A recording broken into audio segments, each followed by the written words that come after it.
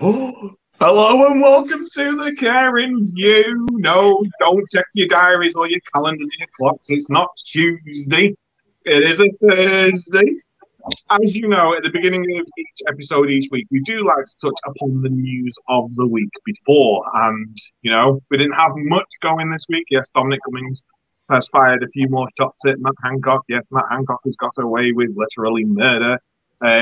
So we didn't really feel the need to do anything special until Tuesday night when we came live off there to find out that it had been leaked from Whitehall that they were going to mandate the vaccine in adult social care homes. So we decided to do an extra little episode tonight just to discuss our views and some of the viewers' views and people in the public, and really just to address some of the issues that may arise from mandating. As always, the views we express in this are of our own and not our affiliated companies. And please hit the subscribe button so that you can keep up to date with all our regular Tuesday episodes and potentially more specials. So, I'm going to open it up to everybody. What on earth? Well, yeah, exactly. What on earth? I think we were all as shocked there we were on Tuesday night, having a wonderful show celebrating everything to do with care homes and care. And as you say, we literally came off air, as we do, look at our phones, and there it was. As you say, leaked through the Guardian newspaper is what we saw it in. We all knew it was coming, don't get me wrong, we knew it was on its way, but to actually see it there in black and white, I'll be honest, I felt physically sick. From my personal point of view, I'm very, very pro-vaccine, very pro-vaccine. I've had it myself. I was very proud to say that I've been vaccinated. And I actually think that the UK, the government, whoever, have done amazing in rolling out the vaccination programme. But all I could think at that very moment was of my 10 employees who had said no. And all I could think of, and I'll be perfectly honest, all I thought of as I was attempting to get to sleep, and the very first thing I thought of the following morning is, what on earth is going to happen?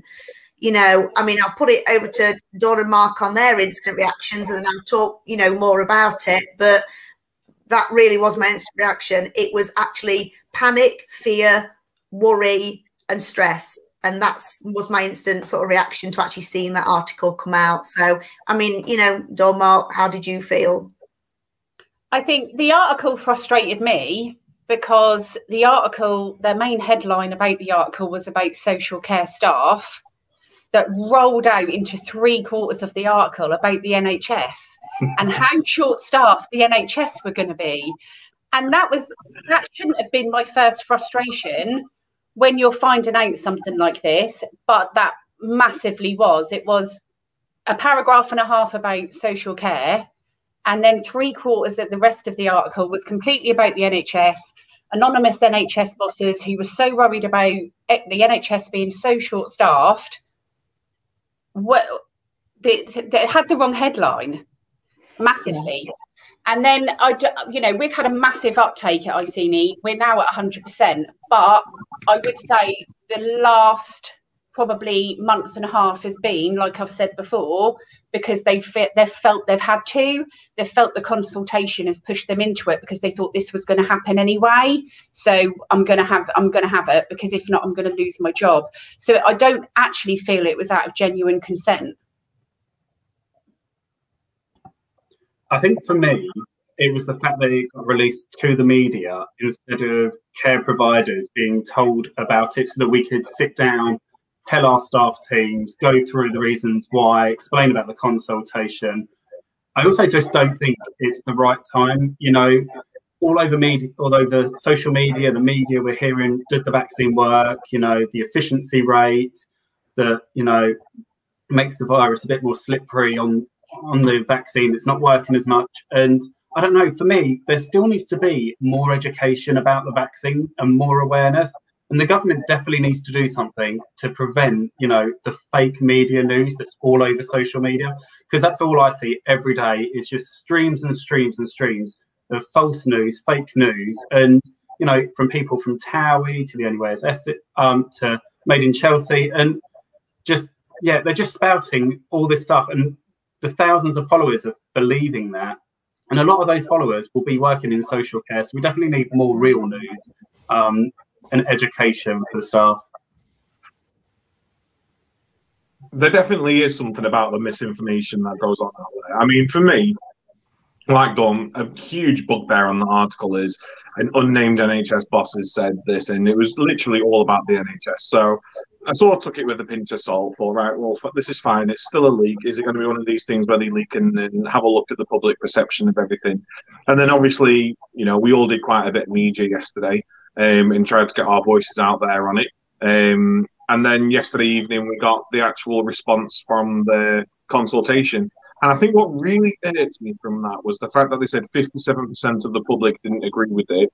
But it's okay, we're going to go with ahead with it anyway and apply it to more than just elderly care homes. So not only are we not listening to you, we're going to make it even wider, which I did find a little insulting, if I'm completely honest.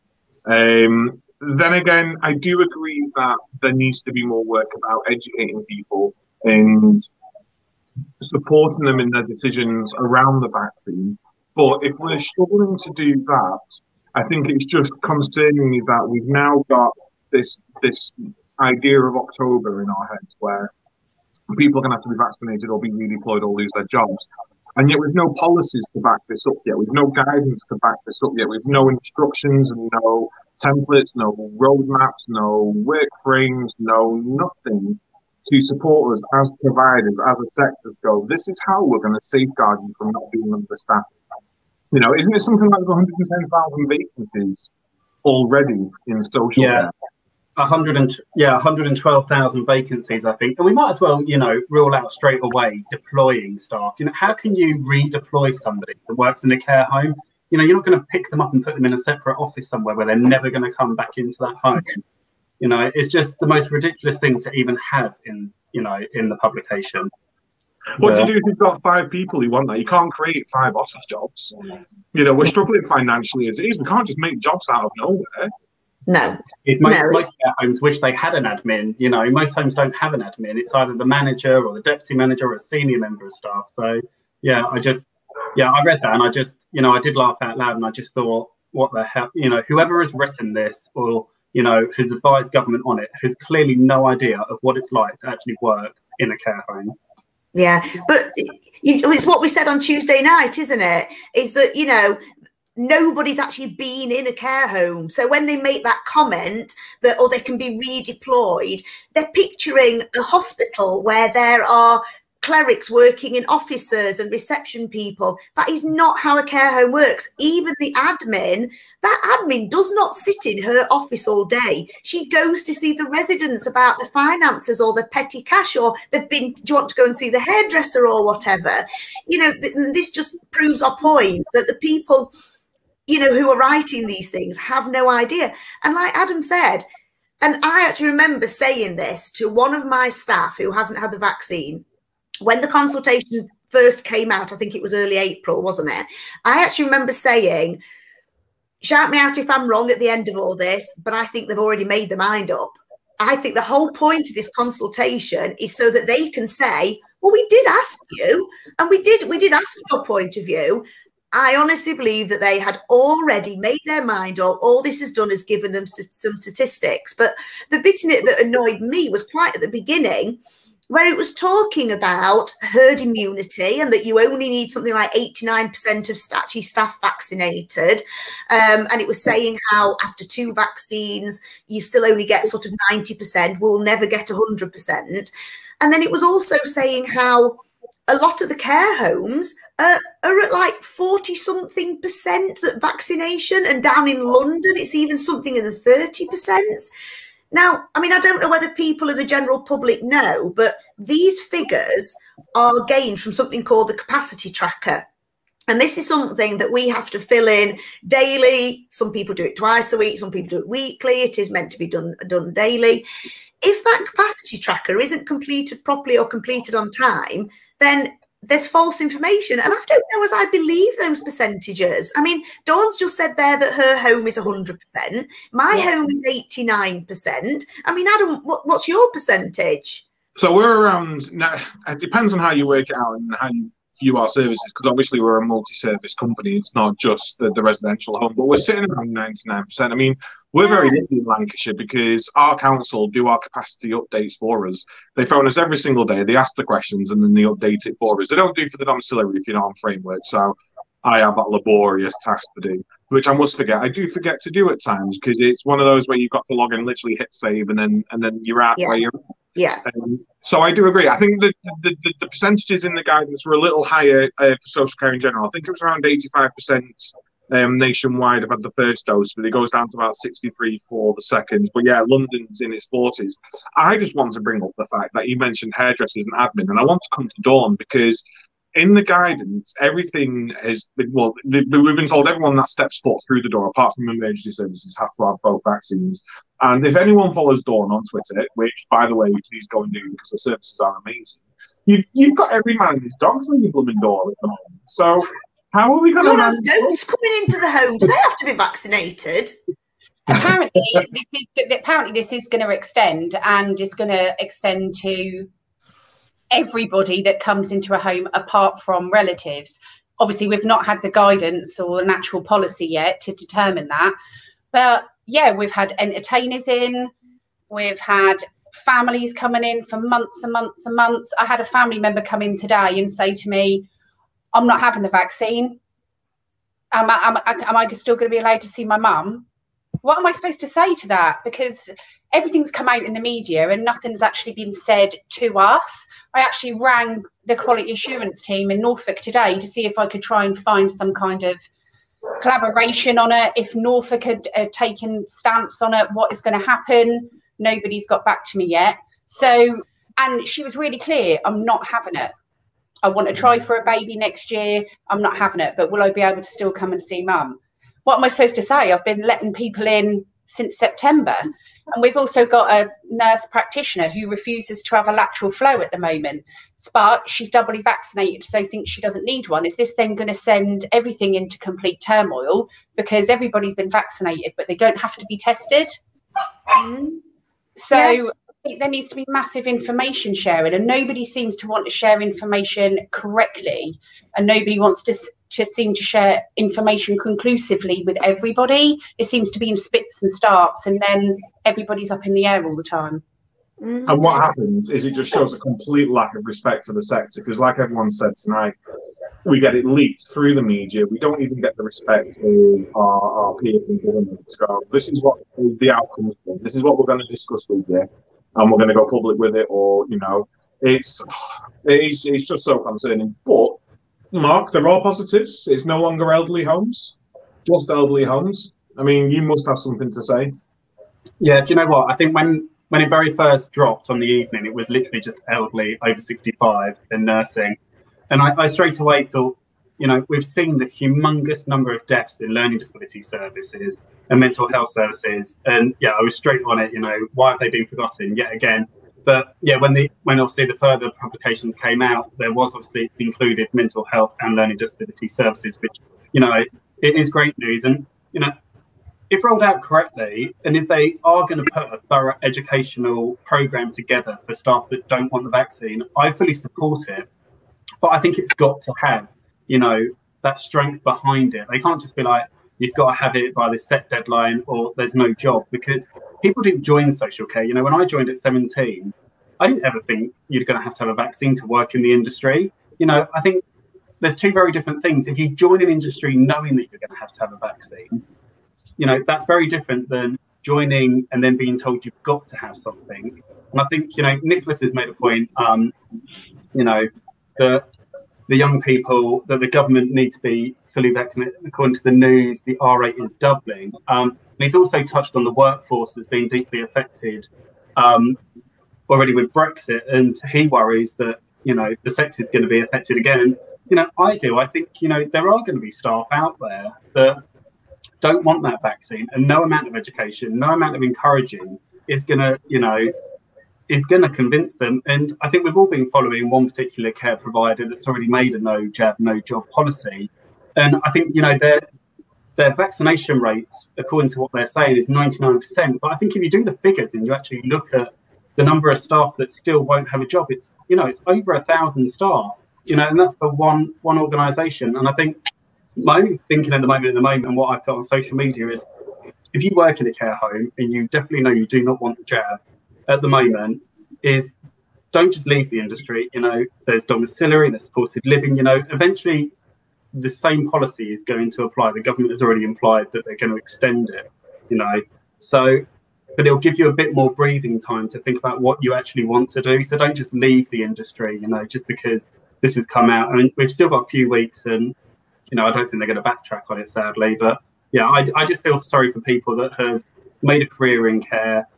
For whatever reason they don't want to have a jab. And, you know, there's hundreds of different reasons that somebody might have. And, you know, I see it all the time over Twitter, you know, it's my body, what you put in it. And completely, I 100% back that. And it just does, it makes me sad and frustrated that people might have to leave a career that is a great career just because of something like this. And that's how I felt yesterday morning. I felt utter sadness. So I arrived at work yesterday morning. I get to work at 6:45 in the morning because, yes, I'm sad too.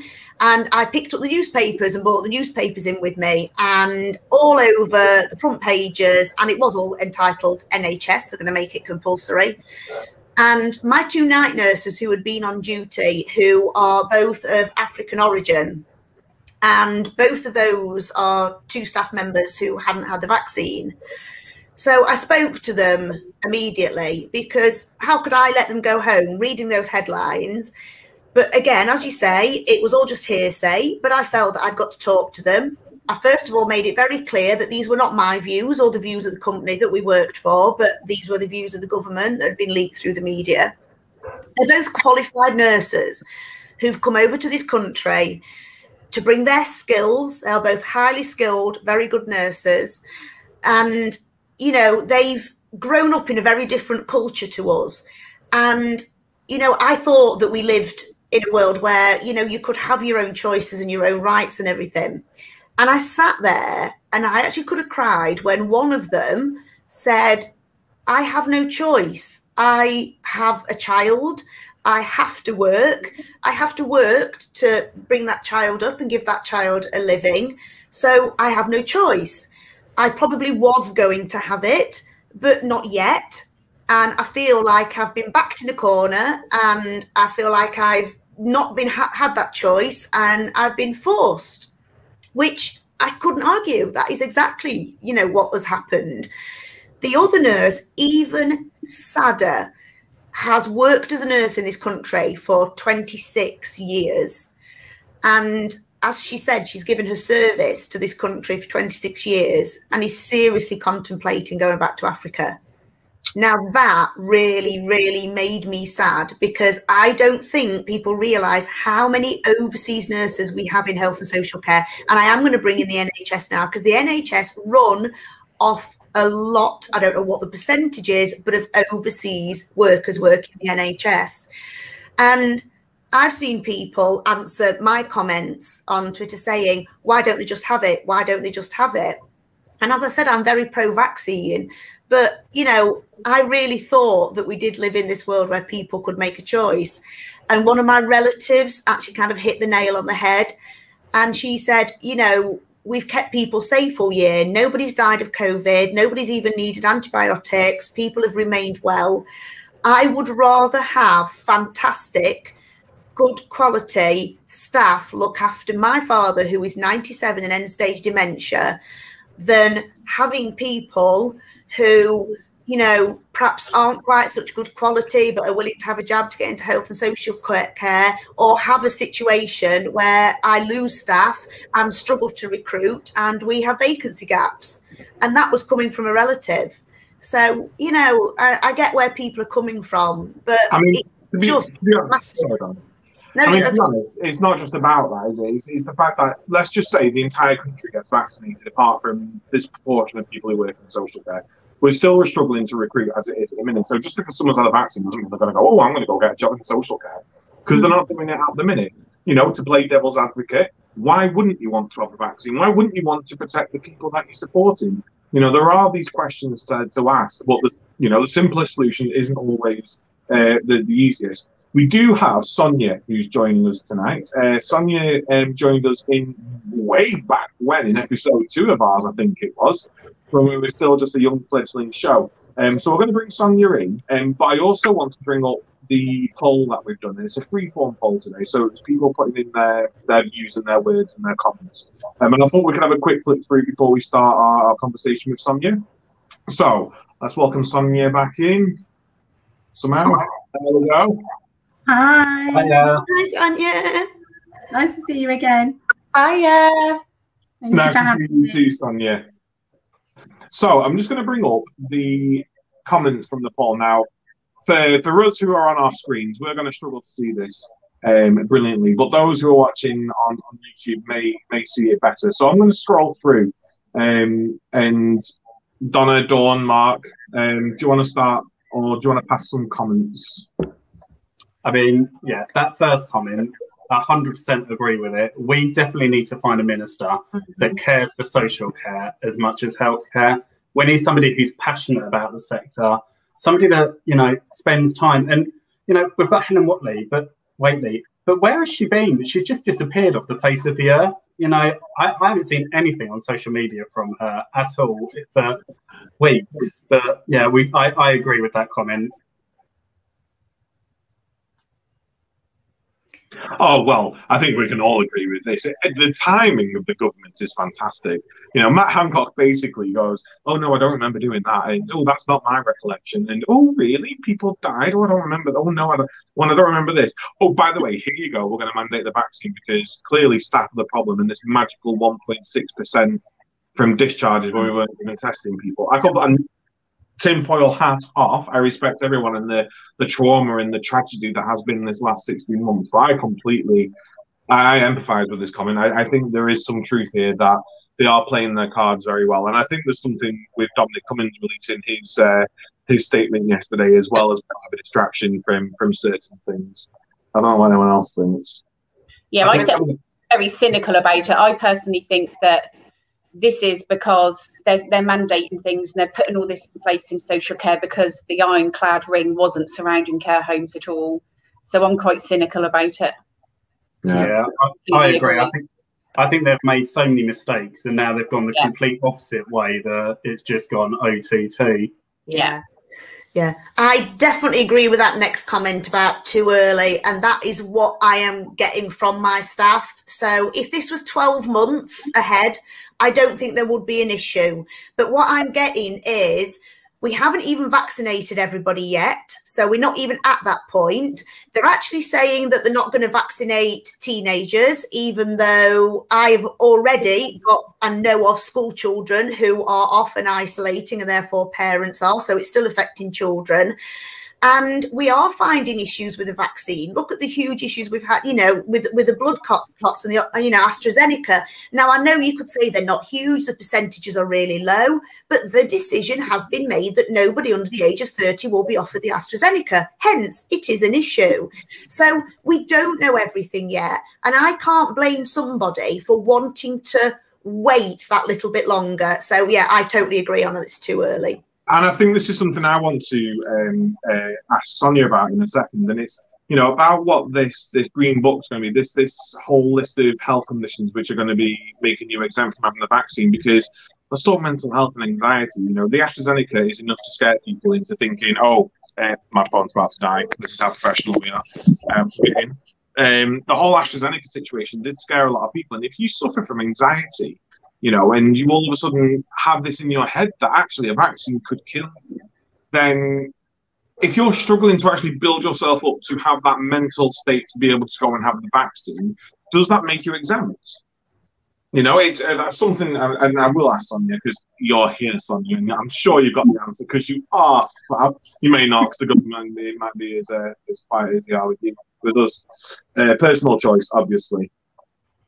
I think for me, as we scroll, the worrying thing for me is it's how much it's creating a divide, you know, in society for people pro and people against. And, you know, I've had both vaccines. You know, I advocated the whole way through most of the pandemic for the vaccine for both social care staff and people in services. So I'm definitely not against it.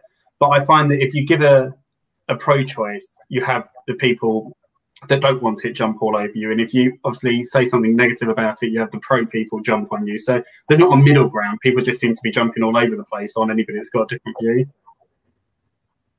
Yeah. Completely agree. Yeah.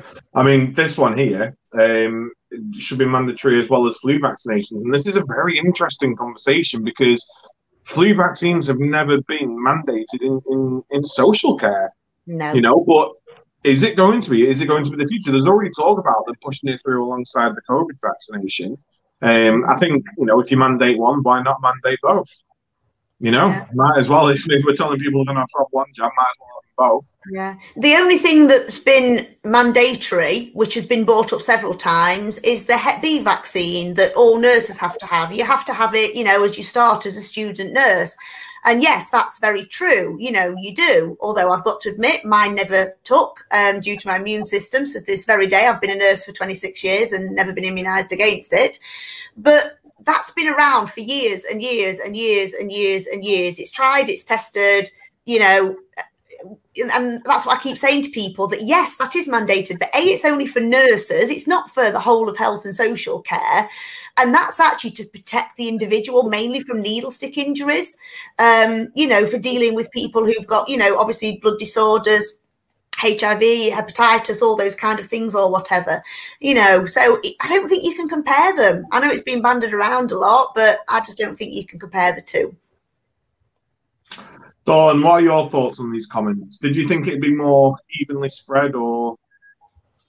I think, you know, I was talking on the radio just the morning after our Tuesday show, and I was listening to a representative from the GMB union and or the GB union, and listening to him explain some of the reasons why people didn't want the vaccine.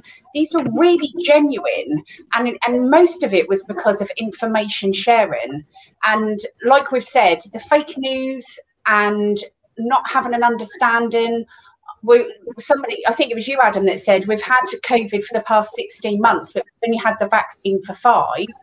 I think that these were all genuine concerns, and rather than making a stipulation on people, I think that there should be massive information sharing. And there was a comment from somebody else about, well, there's a big poster on the sides of buses and within telephone boxes and here, there and everywhere all over London saying, have the vaccine, social care staff. That's not information sharing. And with regards to the flu vaccine, I don't know if it's the same anywhere else. In Norfolk, we all get, care homes can get prizes and bits and pieces because staff have had their vaccine. We get a gold star here and a gold star there. But information has been shared and it's been discussed. And I just think that staff haven't been given that opportunity to have that discussion. Yeah, I completely agree. Yeah, we award platinum, gold and silver certificates up in our area for percentages on the flu vaccine. So we've got one here saying it should be compulsory. People who are living in care have very little choice over who or how they're cared for. So yeah, should be compulsory. Again, another compulsory. Working with vulnerable people. Sorry, I've got pigeons fighting in the garden. I don't know if you can hear it. And what we need is social care reform. Well, I think yeah, we know that. We're not going to get that anytime soon. So, I don't know. Sonia, help. Come on. You must have more knowledge now. To be honest with you, I mean, I think when we discussed it last time, we kind of said that we thought it was going to go in that direction, although that there's been quite heavy disagreement about it. I think there was this feeling that it was going to be going in that direction. And so I don't think it's a surprise, in all honesty, that they have decided to announce it. But at the moment, I mean, I've had a look on the Gov website. There's not a huge amount of information about this. I mean, I was having a look at it earlier on today, and they were just kind of talking about it being who it's going to apply to. So people that are employed directly by the care home, full or part-time, agency staff, volunteers, and those also coming into care homes to do their work. So they've given examples of tradespeople, hairdressers, CQC inspectors. So it's not just people that are going to be there kind of, and that's their place of work. There are other people that this is going to affect. And so for me, there's how do you monitor that? How do you control all of that? But from an employment perspective, I think it's really important to realise that this is a fundamental shift in the way that you're engaging with staff from a legal perspective, because you've never had something like this before. Donna mentioned the Hep B status earlier on, and she's right. We do have that in the NHS. That is monitored. Immunisations are recorded and monitored. Usually, well, there is the pre-employment check actually. So it's part of your onboarding process for those checks to be taking place. You haven't had anything like that in this sector. So A, it's something new, and then B, it's the COVID vaccine, which is quite controversial. So I'm not surprised to see those comments. I think as somebody who advises on employment issues and things like that, I think for us, it's not even about should they have done it or should they not have done it. I think it's a position of this is what's happening. What do we now need to be doing to get ready, and how do we need to be handling this process? And I think I did talk about that a lot last time that I was on, about have you got a COVID vaccination policy? So are you as an employer signposting yours? You know, Dawn was talking earlier about the fact that there isn't information sharing. You know, as an employer, are you signposting people to the right place, the right information? And are you making sure that your staff can access that and they can ask a health professional whatever questions they've got about the vaccine? That is really important. But also other things that a policy needs to cover are like, if you are going to go and have your vaccine, or when you're going to have it, do you have time off? Is it annual leave? Is it on a day off? Is it on is it in a working shift? And what about if you have a reaction? You know, are you allowed a day off to recover from the vaccine? Are you expected back to work straight away? All of these questions you need to start thinking about now. A lot of we've already helped a lot of people kind of be looking at COVID vaccination policies, and a lot of them have already got them in place. But obviously this is now something that really needs to be on the radar, because you know it's coming and you know you're going to have to deal with it. So I think that would be really the first thing for me to be looking at. But also, you know, there is an argument that this is a fundamental change to how you are engaging with an employee, and it is updating the contract of employment, or the way, you know, it's now mandatory. And so what do you need to do? And if you want to make changes like that, you must consult appropriately with staff. So I think I said this before, you know, be prepared to go into those consultations, talk to people, know where you need to signpost them, think about frequently asked questions that might come up. How are you going to answer them? You know. So you're talking here about consulting with them. I've got a question. Let's say, because we were having this discussion earlier on today in our little WhatsApp group about how long we've been with our current employees, and you know, Mark is like standing on hot coals, jumping from one to the other. I'm joking. Dawn's obviously a turnaround manager, but Donna and I have been in our services a long time. You know, I've been 10 years at my service. I've got employees who've been with me 20 years. You know, and I know there's a limit to how many weeks' notice you've got to pay people if you have to terminate them or make them redundant.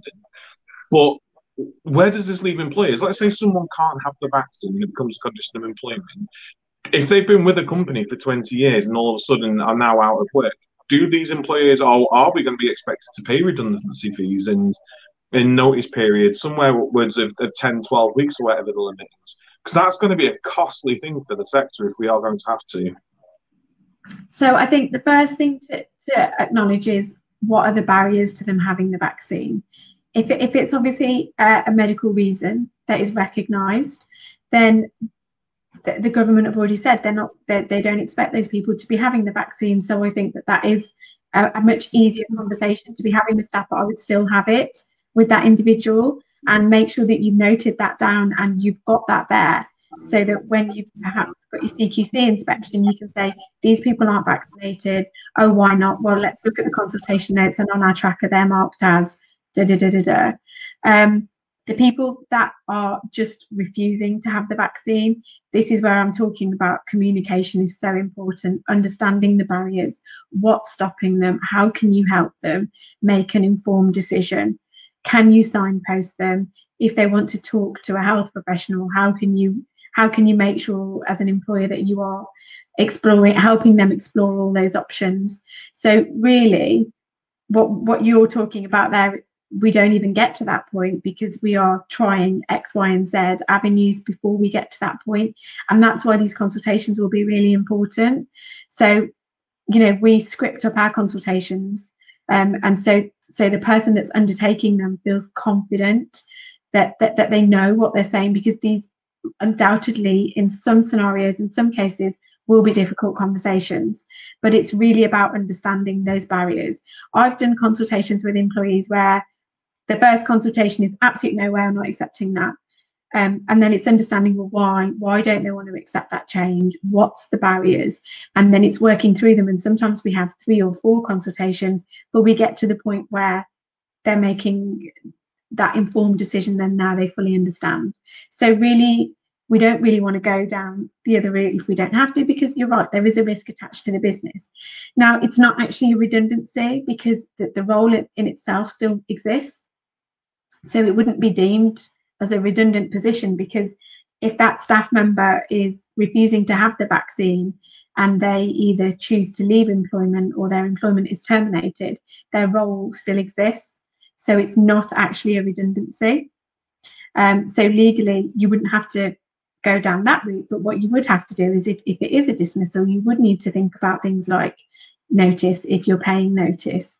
And I did a video on LinkedIn about this yesterday.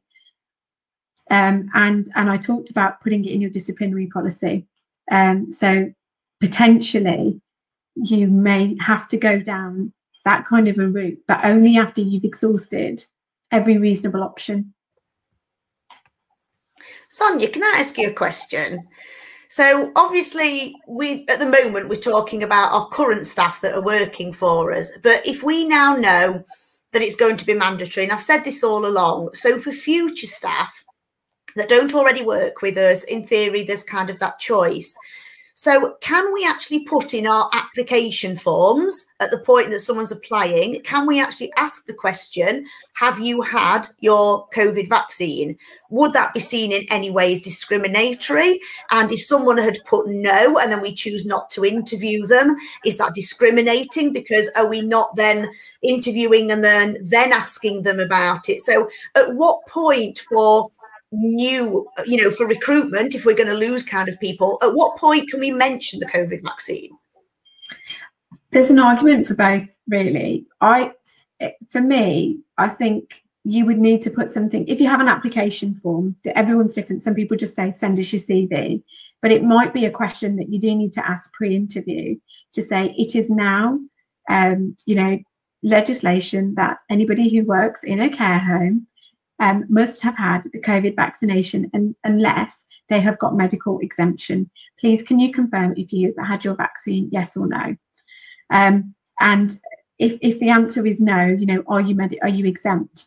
So you're understanding that, because it may well be part of your criteria for bringing them through to interview, and that's not a discriminatory. That's not going to be discriminatory at that point, because it's the law. It might be deemed as discriminatory now, potentially, because we've got things like, I think I talked about it the last time, the Equality Act covers, very, very many protected characteristics.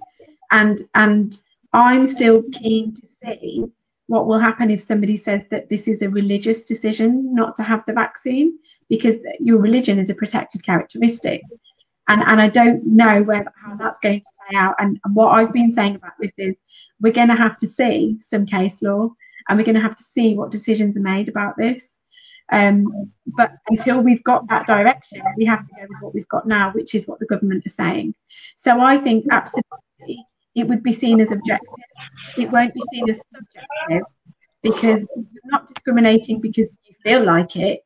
You're asking that question because of the legislation that's coming into play. One thing really clear. Sorry. Thank you. No, sorry. One thing I've seen on social media, and I don't know whether this is fake news, so I thought I would raise it, is that they're saying the regulation comes into force in 16 weeks' time, once obviously it goes out. But they're saying there's going to be a grace period of a further 8 weeks, I think it was, that I saw, which takes us into January 2022, which almost seems a bit strange, because that means that we're over the worst of the flu season almost. But I don't know whether that's true or whether that's just fake news that I've seen online, whether or not there will be a grace period. I don't know if you've heard anything. I've seen on the government website that they're saying it's going to be from October, subject to parliamentary approval, and a subsequent 16-week grace period. So that's what they're saying on the government site at the moment. But who knows, that might change. So break that down for thickos like me then, because honestly, I struggle sometimes with contractual law. So the way I was seeing it in my head was we had 16 weeks, which took us to October, and that's when people would either have to be redeployed or lose their jobs. So for me, there wasn't 16 weeks that we had. It's actually 8 weeks if you've not had the vaccine, because you need 12 weeks to have a full course. So you need to have one jab and then 12 weeks to have the second jab. But the condition is going to be people need to have both jabs to keep the jobs. So actually, people only have technically 8 weeks in my head, thinking that the 16 weeks was with what took us up to October. So this isn't October. This is the October and then 16 weeks after October. So the actual on the Gov site, they're actually saying the new legislation means from October, subject to parliamentary approval and a subsequent 16-week grace period. Anyone working in a CQC registered care home in England for residents requiring nursing or personal care must have 2 doses of a COVID-19 vaccine unless they have a medical exemption. So yes, I would say that the 16-week grace period, my understanding of that is after October, after it's gone through Parliament and they've approved it. So that 16 weeks, I guess, is having your first and then having your second, if you haven't had it by that point. So just going, because this, I mean, honestly, this we could talk forever on this because it's just an absolute minefield. Just going back to what you were saying, Donna, about being discriminatory asking at interview. I'm just thinking, if people put it on their application form that they are double dosed, then great, we might think, oh, well, we'll take them on. What if someone's not had both doses of the vaccine, may not even had 1 dose of the vaccine, but lives under a rock? And if we're saying to them, well, you've not had both doses of the vaccine, so we're not even going to consider you for interview, they could turn around and go, but you've not asked me whether I'm going to consider to have it. So then are we discriminating against them that way? Yeah, I think I wouldn't do that. I think it needs to be thought through, because potentially they may have had the first vaccine and you may well be expected to delay a start date until they've had the second. I know that's how it works in the NHS. So, you know, we would wait until all of those onboarding checks and criteria are satisfactorily completed, and this would be no different. So as Donna was saying, if we ask that question in the application form, it might be a case of have you had it? It might be a case of have you had one, or you haven't had your second, or it might be a case of are you planning on having it? So that we're not being discriminatory. You know, there's going to have to be ways that we think about how is this actually going to work and be fair.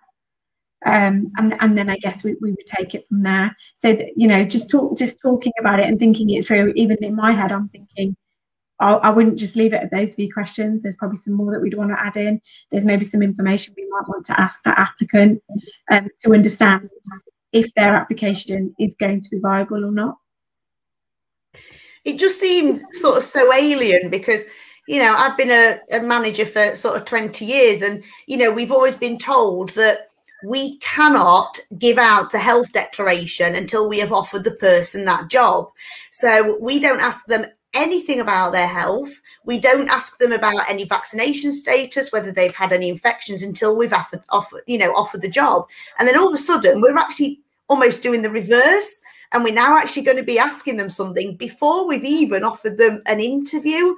And it just seems, I don't know, it just seems just so crazy that we're going, I don't even know, I can't even find the sort of words really that we're actually asking these questions kind of on application, where, you know, we no longer particularly fill in equal opportunity forms because we no longer ask somebody about their race or their sexuality because it should not matter, you know, but we're now almost asking something even before we even know this person, you know, just from a piece of paper.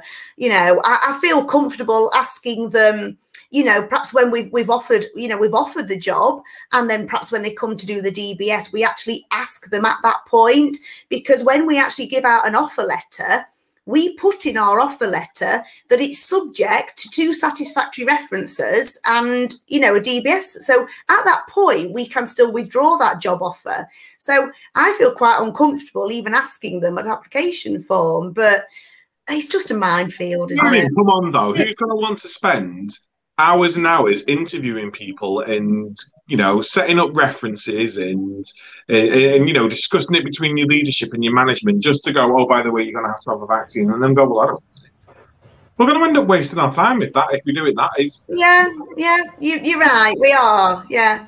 And I think you're right. You know, some employers may choose to make it part of their conditional offer, but again, like Adam said, that might mean a lot of time wasting. But I think the other thing to and again, it's us going to have to kind of rewire how we think about this.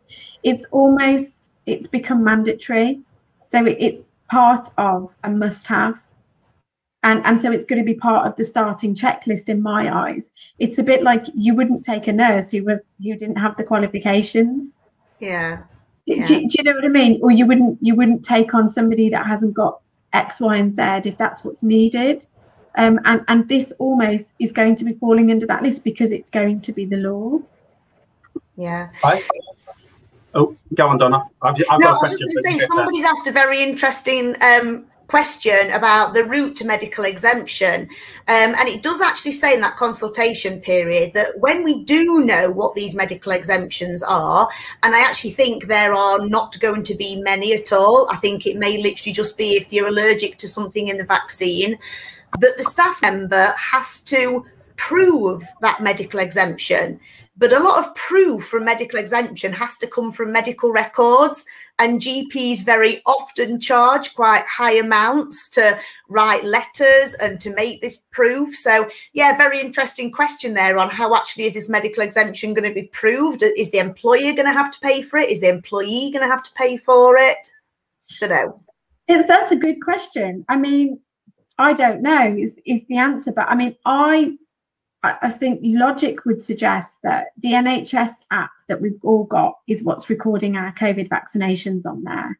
So logic would suggest that they might use that because you've got access to your medical records on the NHS app. And you can go on there and you can see if you've had the vaccine, you can see when you had it, the date it was administered, etc. So potentially it may just be, you know, showing that to your employer, because again, the onus is on the employer. You know, the liability sits there for them to prove or disprove that this person does have exemption. So it's not even them not trusting the employee, it's just that they might have to be asked to prove this. I'm really pleased you touched on the NHS app, because so many people I speak to don't know anything about it. They're still carrying around the card, which is all well and good, but that's what I mean about education. You know, the government hasn't really put anything out even about that app. I feel like I'm waving a flag for the NHS app the whole time. One thing, or one question I had for you, Sonia, was around GDPR. So obviously we're going to be holding medical information now. Do you have any advice around GDPR for care providers and what they need to be looking at? And I believe you did touch on it before, but things obviously might have changed now that we can progress further. So for our clients, we provide 2 kind of privacy notices that we will work on with our clients in terms of what information do you hold on staff. But it's not just staff. So like Donna said, somebody applies for a job, we hold their data. So we need to be, I'm hoping that everybody already has an applicant privacy notice. If you don't, make sure you have one, please, because it covers you from the data that you're holding on your applicants. It also covers you from the GDPR perspective, but it also shows what you're doing with that data. So if you've got a kind of a disability claim or something like that, or a discrimination claim that's coming at you from just the recruitment side of things, you can show that you're doing the right things. You've got an applicant privacy notice, but that applicant privacy notice will probably have to have this information on there as well. And then your employee privacy notice. So again, that's going to need to be updated with now holding this kind of information. So I think, from my perspective, it's easier to see how it will work because we've got NHS clients and we support them already in holding this kind of data and doing these kind of onboarding checks and already. So it doesn't feel like it's going to be a massive difference, but I can see that in this side of things, it is, because it's a big change, but it is something that employers do hold on their staff, but you have to be really open about what information you're holding, how long you hold it for. So definitely your applicant privacy notice and your employee privacy notice. If you don't have one, get in touch with us, get in touch with your provider, make sure you've got one. But also we have a GDPR leavers checklist that we provide for all of our clients. So depending on who they are and what industry they're in and what information they need to hold and for how long, we've got a leavers checklist. So the HR team, or us, if it is us, will go and GDPR a leavers file as well. And then this needs to now be added onto that. So how long are we going to keep that information for after that person has left, and why are we going to keep it for that long? So definitely 3 things, but I don't know if providers have those things or not, but best practice and actually from GDP regulations issues. Yeah, I think that's a really good point. And I personally have never heard of a GDPR leavers form. I think I've heard of every other form for GDPR. So yeah, a good top tip there from Sonia. So yeah, thank you very much. Please answer that question. I think the GDPR leavers form is a really good idea because it's sort of something that we could actually transfer onto care records, because we are told to keep records for a certain length of time. So it would be good for us to include something within our contracts, just so when people use our services, they know that records are kept for 7 years and the reason behind them being kept for that long. So applying it across the board, I think the NHS app is a good way around it. And the one thing I was happy about reading in the response to the consultation was the fact that they were looking at paper-based and also website-based ways of proving vaccine status, because otherwise we end up in the discriminatory territory of people who don't have smartphones or have access to the internet, and how are they going to prove it? And it's an absolute minefield. Dawn, you're very quiet. Come on. I'm sure you've got a ton of questions. I have a question, but it's not from me. It's from a manager, colleague, friend of mine who's just said her main worry is the wait of time. So she's concerned that when she takes on somebody new and they haven't had a vaccine, she then could have up to a 12-week wait for that new staff member to start. And is that going to be the case, Sonia? Are we going to have to wait that length of time? Because like she said today, she's messaged me, she said she's now on her 4th week of waiting for a DBS, and that is a stretch enough without waiting for somebody to have a vaccine. I completely agree. That is a long wait, but again, because I've seen it with our NHS clients, we don't start anybody unless all of those onboarding checks are completed, and sometimes the DBS is just stuck at a point. Sometimes occupational health is a bit like Donna said. So Donna explained, when you haven't got the immunity for Hep B and you can't. You have to kind of go in sometimes and have some blood tests, and then those have to be reported back, and it all adds time onto an already lengthy onboarding process. And that we build that in, so we know how long that's going to take, and actually that might have a knock-on effect to notice periods, because we know how long it's going to take for us to recruit. So with my strategic HR hat on, I would be looking at the notice periods.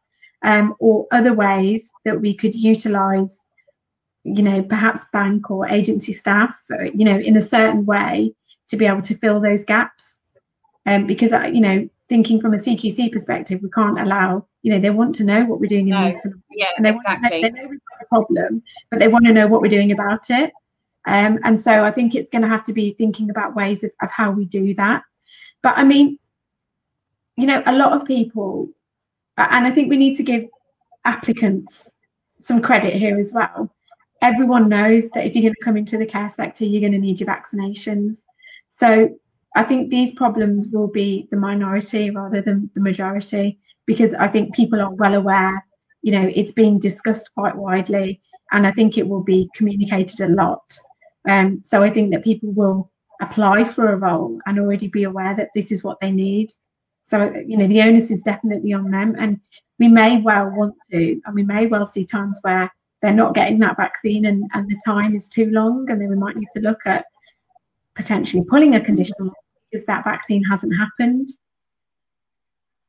I mean, just so many points, and some a couple of good points that you brought up there, Sonia, is, you know, about how we're going to utilise agency and bank, which for me, yes, obviously we need to talk about how we're going to make sure our services are still safe to run, but we then start being hypocritical because all through the pandemic it was, oh, can't use agency, you can't use bank, try and limit them, and who's going to be responsible for checking them? So, you know, when you book an agency or you book someone or you want someone working bank, how are we supposed to be checking them every single time that they come through the door? Let's say it's a Friday and someone phones in sick Friday night and we have to get 2 agency in because it's going to run through to the following day and it's the Saturday. How are we going to do all of those checks? Is it a case of having set standard people? Yeah, and it's not just that standard people. So you're going to have to work with your recruitment agency. So we've done this with our clients in primary care, especially. We've worked with our preferred suppliers. We've told them what we need. We've told them what the onboarding checks are, and it's just become they know what we need. So they're not even going to send somebody our way unless they've got X, Y. You know, the big long list. It's different for doctors. It's different for nurses. Different for HCAs. And they know exactly what we need, and they are giving us the guarantee, and they are providing us with whatever safeguarding certificates, whatever it is that we need. They're providing us with all of that. But what you'll see is, and because I think there is enough time to get this into play, we'll almost see some kind of like, I mean, when we're like booking GP locums and things like that, it's just called like they almost call it like the NHS onboarding passport now. And we'll just see that come as mandatory because the recruitment agencies already know that they need to give you this information. So almost the responsibility is on them to provide it. So what you're going to have to do, what we've inputted is processes in place to be showing our inspection team that yes, we know who's coming, yes, we know the checks have been undertaken, this is the proof. So we actually create like temporary files for a lot of the agency workers and things like that. And any of the bank staff, again, we've got bank contracts that are held with the employer rather than coming through an agency. But all of those onboarding checks have to be completed before they're able to start a bank shift. I want to really throw something bizarre into the mix now. We're talking about the here and now. But if this is going to move forward, we've already heard talk that there is going to be a booster vaccine in the autumn sometime, and that, you know, the COVID vaccine is probably going to be an annual vaccine like the flu. So if it is mandatory and we've got our entire workforce that every year are going to have the vaccine, are we going to have to pay them to go and have the vaccine? Because I very much doubt there are still going to be vaccine centres at local places. I'm sure it'll probably be either through GPs or even through pharmacies like flu vaccines are. But if something's mandatory and we're making them have it, are we going to be in this thing every single year where we've got to pay for them to, you know, go on their day off because they can't go during the, you know, the work time? Just thinking really bizarrely ahead a year. And just to tag on to that though, Donna, just to tag on to that, it's fine for people like us who drive, you know, and the pharmacy might just be down the road. But what if you've got to take 2 buses in a 10-minute walk? Yeah. It'll take 3-4 hours to get vaccinated. Yeah. I think so the way that I've seen it being rolled out at the moment with some of our primary care clients is obviously they've gone into care homes and vaccinated residents, but they vaccinated the staff at the same time. So I think it's going to have to be thought through in terms of how that happens, what that process is. But you're absolutely right. If we're, this is now the law, we require you to have your vaccine. I think reasonable amount of time off to be able to have the vaccine is important. But I think we need to define what is reasonable. So, I don't think you need a whole day to have a vaccine. And most likely it will be delivered like the flu vaccination, either at your GP, which hopefully should be local to everybody, or your local pharmacy. And I think it's just going to be a way of managing that. But I think, yes, appropriate time off. I don't think that's unreasonable, but I think the amount of time we need to be mindful of. And we also then need to be mindful of, and like I said, that's why you're going to need a vaccination policy if you haven't already got one for staff, is if they're feeling unwell after they've had the vaccine, because a lot of people have, me included, not felt great after they've had it. I think the vaccine rollout, was a huge success in care homes, how they came in and they vaccinated residents as well as staff. And I think definitely for the care home I was managing at the time, then staff that were anxious already seeing residents being vaccinated, seeing, the staff that didn't mind, really actually encouraged them to have the vaccine. And I think sometimes with the flu jab I know I've struggled sometimes even getting hold of it or being told, oh, you're not eligible. So I definitely think, is that going to potentially become a problem? I like to think of the positives and everything. And I think one good thing of the vaccine being mandated is social care isn't going to be a job that you can just walk into potentially. And I do think people will potentially have to do a lot more research into what care is, because they need to find out about the vaccine, which hopefully actually might give, members of the public that aren't already in the sector a bit more awareness of what's involved and, what goes into social care. So looking at the positives as always for me. Oh, completely. And if we go back to last Tuesday's episode, just a couple of days ago, I keep feeling like it was a week ago, but it wasn't. It's only 2 days. We're pulling a fast one here, everyone. But when we were sat talking with Caroline, and we were talking about a register for people in social care, and this, it could be a step towards that. I mean, there's no secret that I'm against mandating the vaccine, but it could just be that we're all against change. In 12 months' time, let's say you pay your teams weekly, and then you want to move to 4 weekly pay. You've got that period of time where everyone's having to adjust, and you've got all those people that currently work for you who go, oh, God, don't know how I'm going to do it. But anyone new you take on don't know what was before. They only know that they're going to get paid 4 weekly. So it could be that in 12 months' time, maybe 24 months' time, that we all look back on this and go, oh, God, you remember when you didn't need to have a vaccine to work in social care? And half our workforce will go, no, I have no idea what you're talking about, because I've always had to have one. So it could just be that we're going to have a really horrible transition in change, and people are going to have to adapt. I just worry long term what it's going to mean for the rest of the country. And if we start mandating it here, where else are we going to mandate it, and when does it stop? So I think it'll be interesting to see where else it gets mandated, because they've already kind of said, they're going to start looking at other consultations in other sectors. And they've also mentioned mandating the flu vaccine, which has never happened before. But yes, from what we've seen when we're rolling out change, so if there's a restructure in an organisation, or there's change to terms and conditions, because a lot of the time we go in and we will identify clients' contracts of employment can usually be quite poor. They've got the really generic, off-the-shelf contracts of employment, not really right for their business or their industry or their regulator. So we're going in and we're making changes, and we're consulting with staff.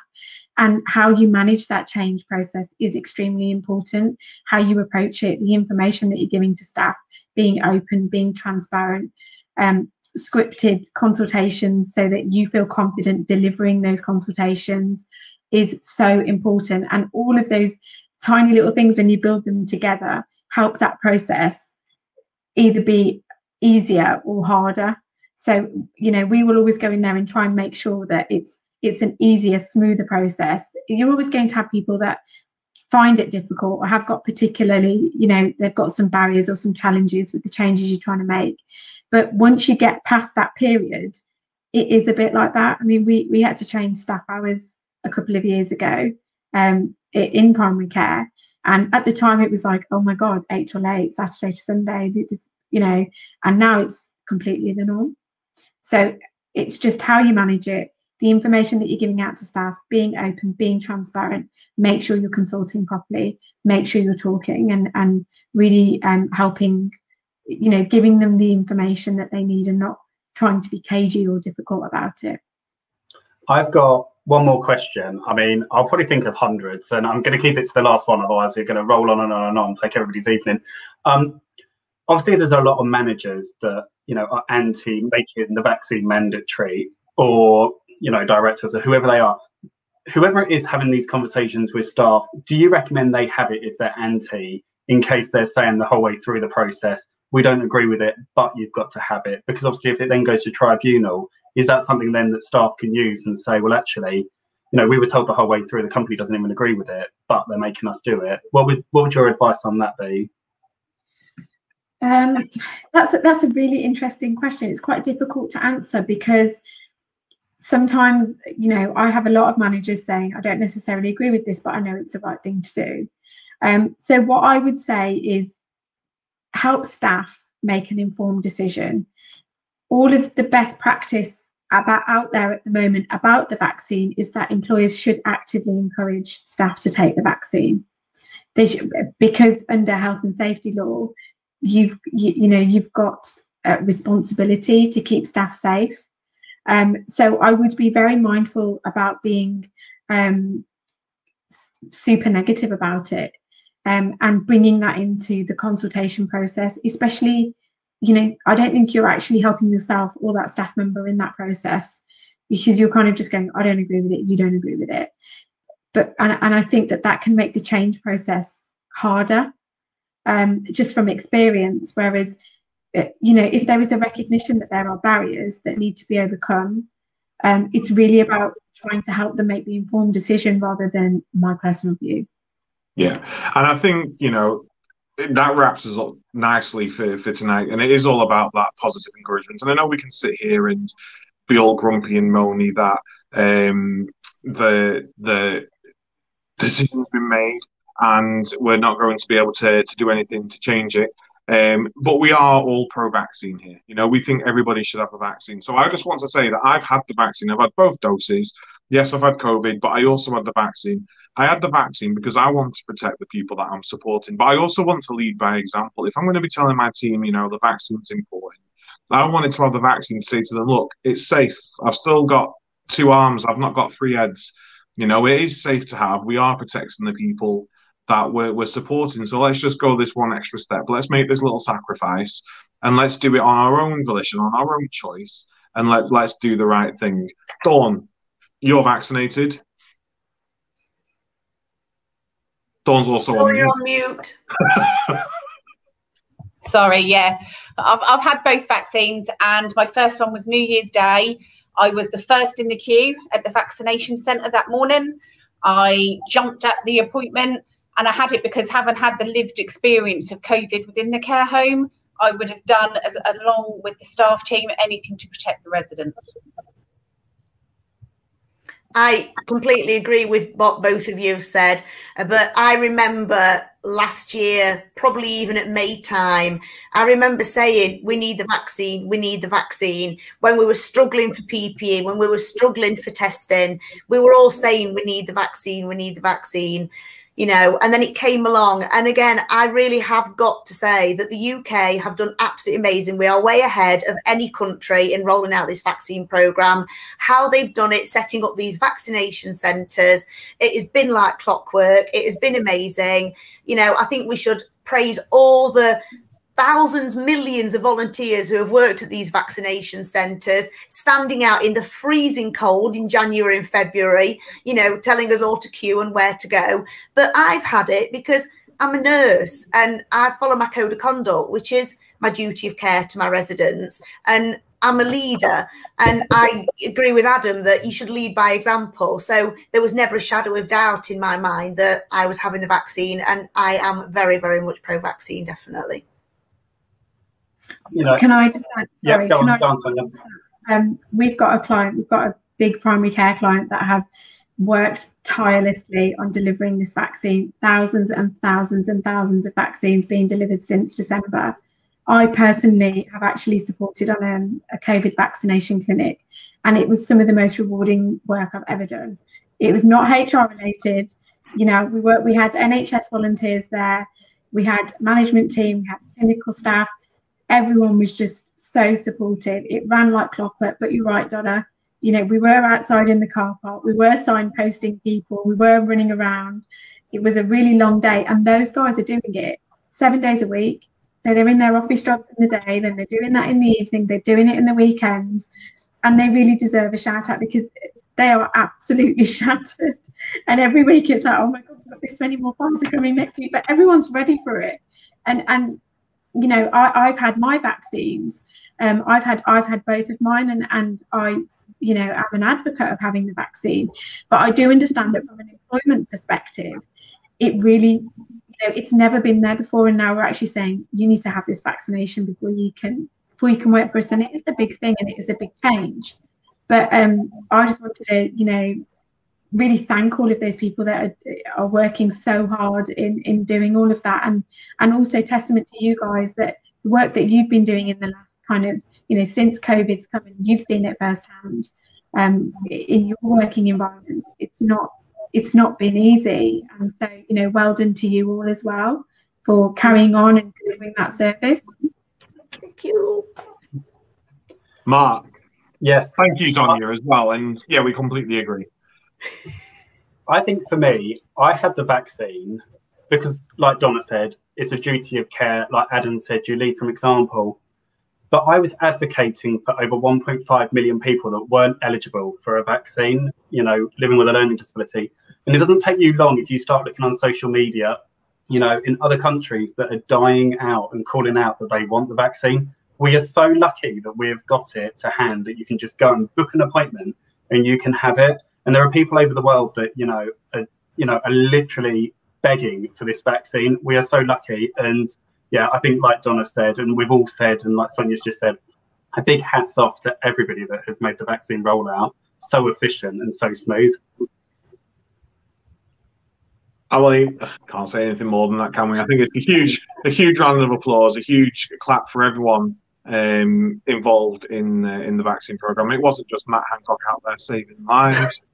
It was absolutely everybody who had been retired and has come back to work just to help with the vaccine rollout. So absolutely everybody, you know, hats off. Everyone who's come to work throughout the entire pandemic, whether you're vaccinated or not, and you've been supporting the sector, thank you. So just thank you to everybody. So in regards to thanks, we are just going to bring up before we disappear, because this was supposed to be a half-hour special, and we're now running into our longest ever episode. So we do need to wrap up, but we do want to thank everyone in social care. We do want to celebrate it. So just a reminder to everyone, add a green heart to your social media.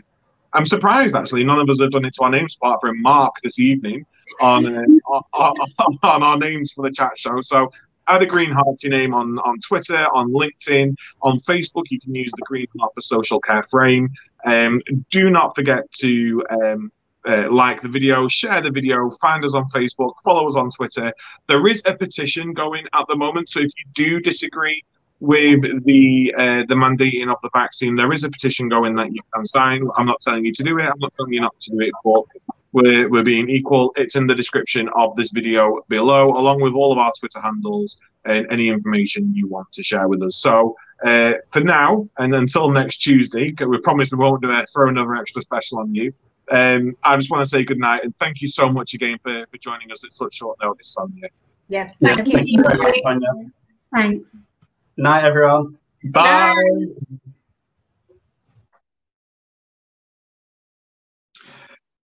Thank you again for joining us tonight on The Caring View. If you enjoyed tonight's episode, make sure you hit that subscribe button, and whilst you're here, check out some of the other videos that we've got up online. If you've got something that you think may be interesting for us to discuss, or if you want to guest spot with us, then drop us an email to thecaringview@gmail.com.